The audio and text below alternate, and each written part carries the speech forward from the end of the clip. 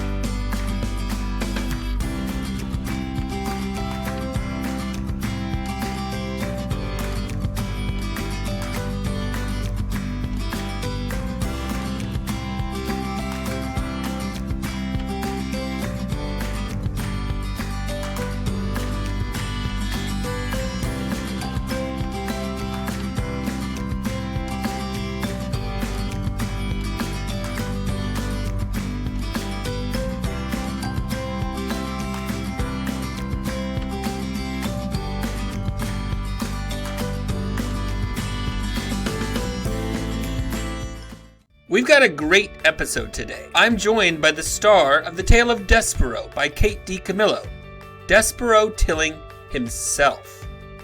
We're continuing to celebrate Black History Month by shining a spotlight on great American authors. This week, we're taking a closer look at Zora Neale Hurston. And we'll be heading back to the American Library Association's Youth Media Awards to find out who won the award and the honors of the Schneider Family Award. This book is given out every year for books that show the disability experience for young children's audience. We'll also take a look at a book trailer for one of the American Indian Youth Literature Award honors, Contenders, Two Native Baseball Players, One World Series, by Tracy Sorrell. And before we go today, we'll introduce a new segment called The Joke's on You. But first, let's see how we do at the Trivia of Books.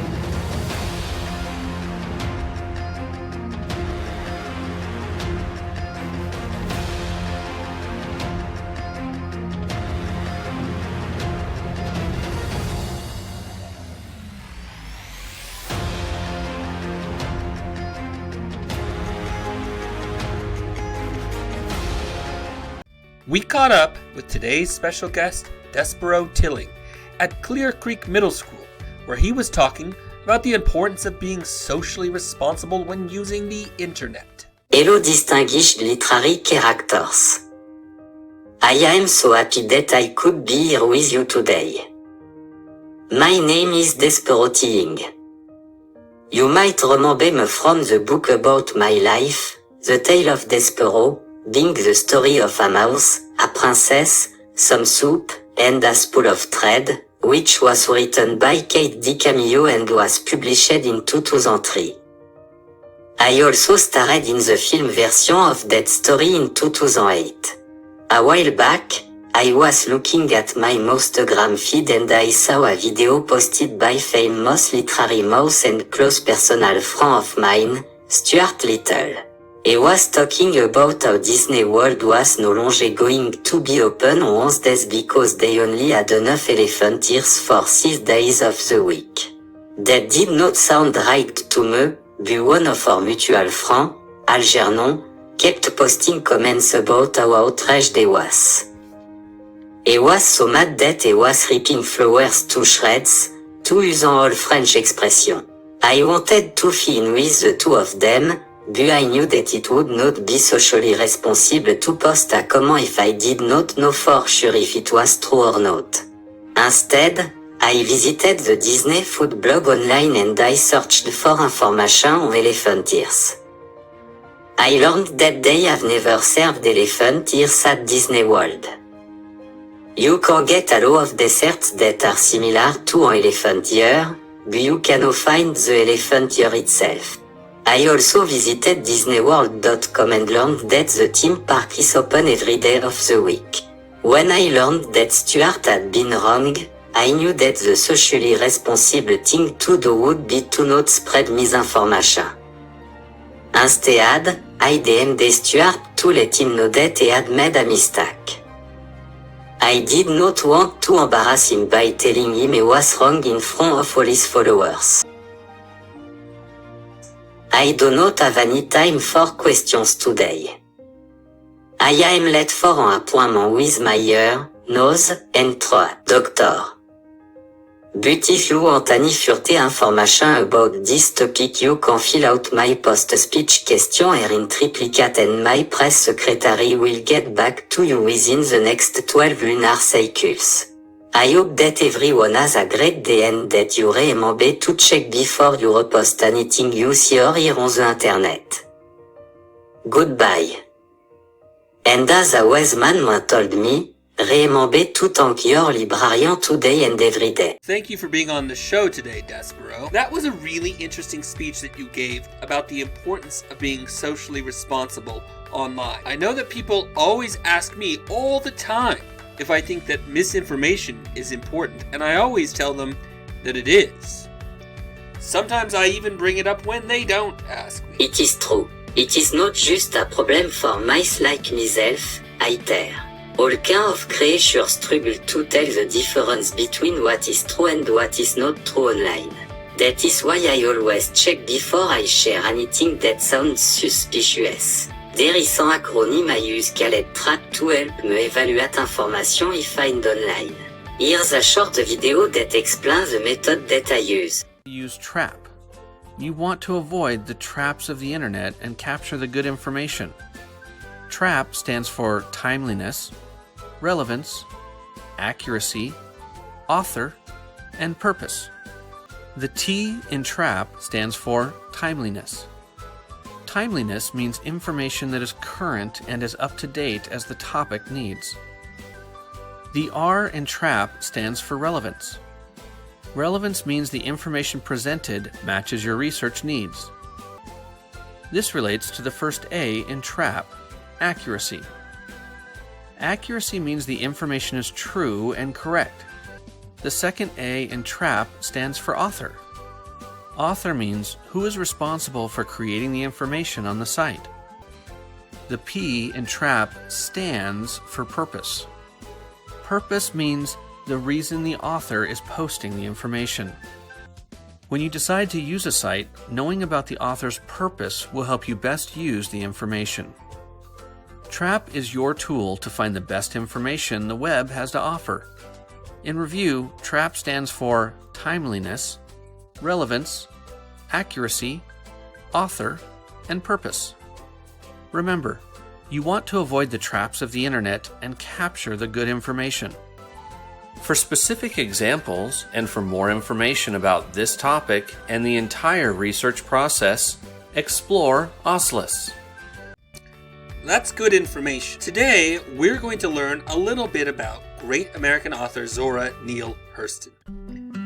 Jump at the Sun, the true life of unstoppable story catcher Zora Neale Hurston, by Newbery honoree Alicia D. Williams and illustrated by Jacqueline Alcantara. Jump at the Sun.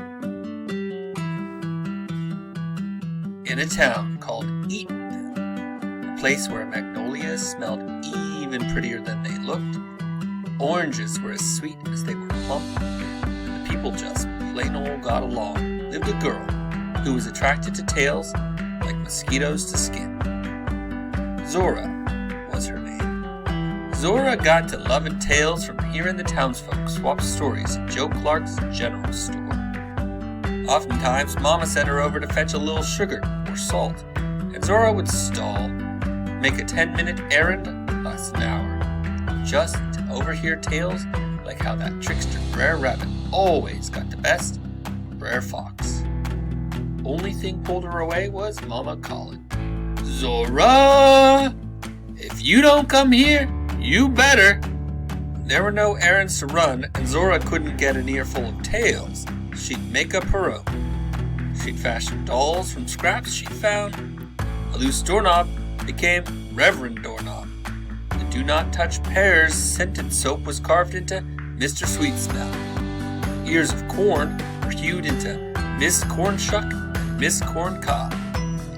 Zora had stories to tell, and stories needed characters. And when Mama sent Zora and her stories out of the house, Zora would perch herself atop their gatepost, calling out to travelers, "Don't you want me to go a piece of the way with you?" If a car stopped, Zora would climb right in. She'd have these people laughing like she was storytelling on Joe Clark's porch herself. Then, half a mile or so later, she'd hop out and stroll on home. Now, back then, some folks called storytelling telling lies. And if Zora's preaching papa got home from church and caught her spouting them, he'd give chase lightning quick. Even Zora's grandma aimed to sting her backside, but never could. Not with Mama's arms stretched wide as tree limbs. The truth was, Mama approved of Zora's storytelling. She didn't fancy the idea of her children tilling land, so she encouraged Zora to jump at the sun. You might not land on the sun, but at least you'd get off the ground. Well, fact is, Zora clung to those words tighter than Brer Fox would have clung to Brer Rabbit if he'd ever been able to catch him. Zora needed him too, because one day Mama got herself a chest cold that wouldn't get better. Then, one September evening, Mama closed her eyes for the last time. Zora and her sister and brothers were so sobbing-hearted that even the house seemed to mourn. 2 days later, Zora's only sister and an older brother headed back to school. Papa was already out on the road preaching. His boys seemed manageable, but his tale-telling girl was too much for him to worry about. So 2 weeks after the funeral, he shipped Zora off to Florida Baptist Academy boarding school.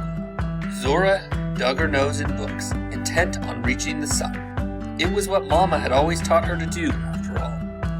Then, her papa got a new wife who was stingier than a peacock.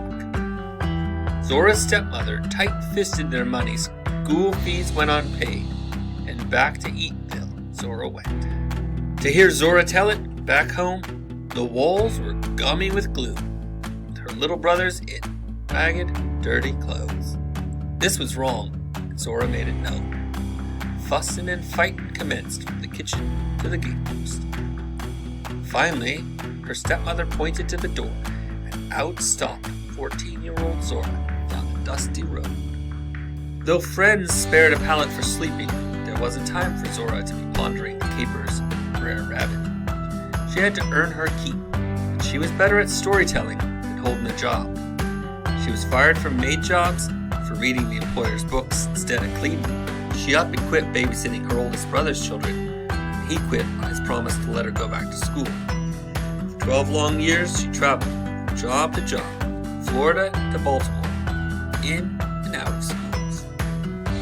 Zora was miserable, except for when she spooned out Eatonville trickster tales to whoever sop 'em up. And sakes alive, folks were hungry. The sun, however, was getting antsy waiting on Zora, so he called down saying, "Ain't you supposed to be meeting me up here?" Reckon Zora was getting antsy too. How was Zora to jump all the way to Old Big Yellow? By doing what made her happiest. Zora was happiest at school, hearing those stories. In Baltimore, 26-year-olds couldn't go to public school for free, so Zora told a tale of her own. She chopped her age to 16, then plunked herself down in a high school classroom. Even though she had a lot less money than the other students, Zora walked through the halls like her shoes were lined with gold. The girl was back in school, woo-wee. The sun waited patiently for 2 more years until she graduated, then called out, "Jump, Zora." So she did, to Howard University. The best part, All those years of tearing around Joe Clark's and making up tales out of corn husks paid off. She shared her tales with the director of the Stylus, the college's literary club, and was offered membership. Zora not only wrote for their magazine, but the door opened to other events where she met successful writers like W.E.B. Du Bois, who wrote a book she loved, The Souls of Black Folks. Soon she got to thinking, I want to be a famous author too. So Zora jumped again. She got herself a typewriter, and her fingers got to tapping, and all her Eatonville memories poured into them pages. One of her stories was even about a little girl sitting atop a gatepost. Though Zora loved her schooling, she found she loved writing more. And at that time, new writers who wanted to get published went to one place. So in January 1925, Zora made her way to New York City.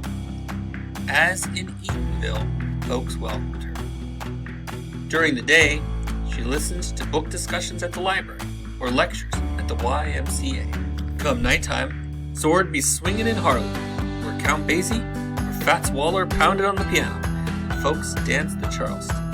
Once her feet were too sore for one more kick, Zora would hold court, surrounded by writers like Arna Bontemps, Fannie Hurst, and her best pal Langston Hughes. Langston's poetry jumped in the sun for sure. If Zora's stories held the ears of those great writers, surely her mama was right. Zora could really reach the sun too. That spring, Zora jumped again. She mailed a handful of stories to a magazine's literary contest. Her words were so alive that the judges saw the moss on the trees, smelled the sawgrass in the Everglades, and heard the men chanting on the railroad. Then, those judges began chanting Zora's name.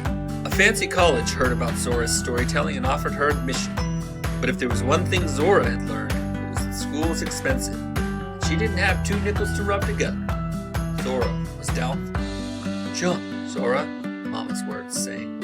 And wouldn't you know it, her jumping paid off. Barnard College offered her a scholarship. It wasn't much. Friends helped out.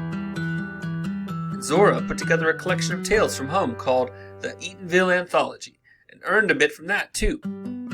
For the first time in all her schooling, Zora was able to stay in school. For her very last semester, Zora had one big project left to do, fieldwork for her anthropology class. Anthropology is the study of humans and their behavior. Her professor, Dr. Boaz, suggested that Zora collect Negro folklore. Now, folklore includes stories and beliefs passed down from generation to generation, exactly like the ones told at Joe Clark's. Shucks, Dr. Boaz might as well have asked Zora to go down to Joe Clark's for some sugar. She had heard Brer Rabbit's adventures, and why the squinch owl screeched since she was a baby. How many lumps of sugar had she fetched to hear about High John the Conqueror? Or how many times had her mama called her Zora? Of course she'd go collect some stories. Zora looked up at the sky. I'm coming for you, son. The sun smiled down. I know. Zora drove into Eatonville, and even after she'd been gone for 22 years, townsfolk still recognized her. Well, if it ain't Zora Hurston. They rattled off questions before she could even answer them. You gonna stay a while? Several months. Where you gonna stay? I reckon. What you up to? I come to. Zora, at last, sat on Joe Clark's store porch. Townsfolk ate gingerbread, drank buttermilk, and commenced to woofing about John and the Frog, the man who went to heaven, and Jack and the devil. As the menfolk plucked their guitar strings, it's said that even the moon dipped lower to get an earful of tales. But outside of Eatonville, folks zipped their lips to the meddling stranger with the notebook and northern accent. To ease their minds, Zora spun a believable tale about her own self. I'm a bootlegger running from the law. Folks then trusted she wasn't just snooping and offered her a treasure of folklore. Zora's college project became one of her biggest jumps. Even after she graduated, she didn't stop collecting tales. She trekked all the way from Alabama to New Orleans to Haiti and the Bahamas, gathering as much folklore as a leopard has spots. And then she stopped jumping long enough to take her notebooks and tapes and find herself a home in New Gali, Florida.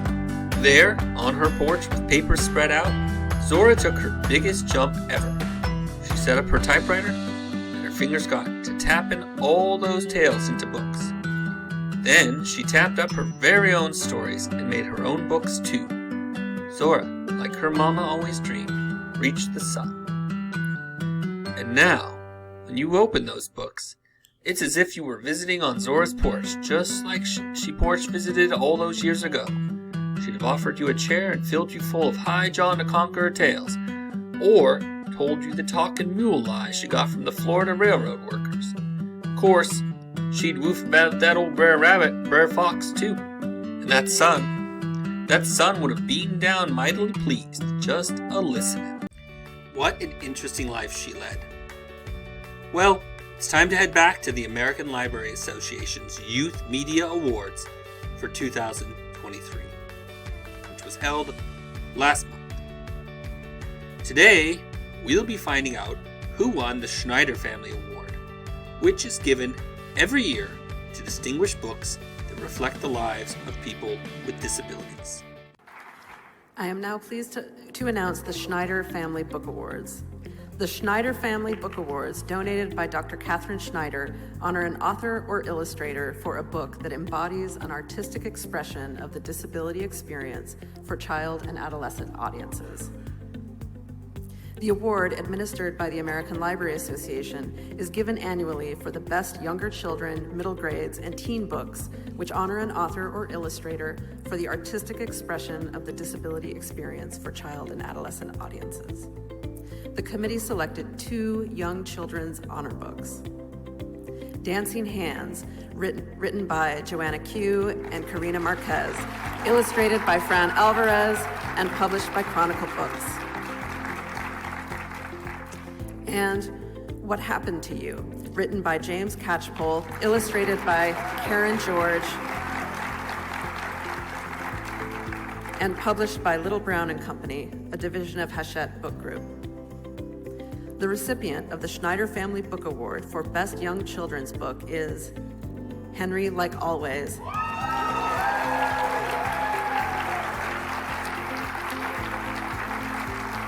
written by Jen Bailey, illustrated by Mika Song, and published by Chronicle Books. The committee has selected 2 middle grade honor books. Good Different, written by Meg Eden Kuyat, and published by Scholastic Press, an imprint of Scholastic Inc. And Simon Sort of Says,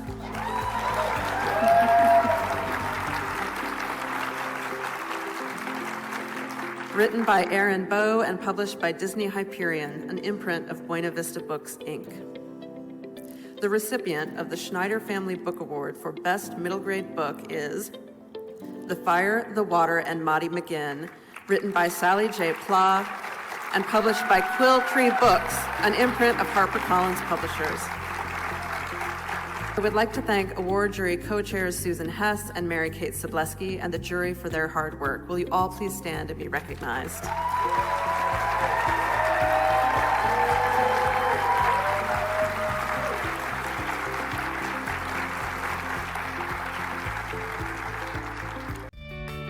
Hopefully, you'll get a chance to read some of these excellent award winners. And remember, if you can't find them in your school library, you can probably find them at your county library. I'd like now to share with you a book trailer for Contenders, 2 Native Baseball Players, 1 World Series, by Tracy Sorrell, which won the American Indian Youth Literature Honor for 2023.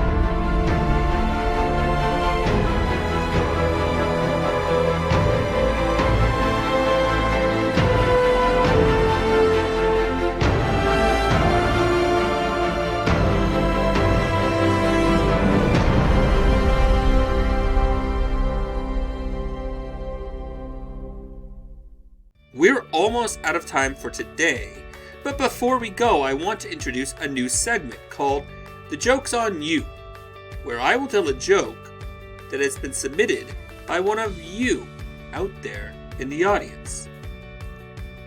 Today's joke was submitted by Matt from West Gresham Elementary.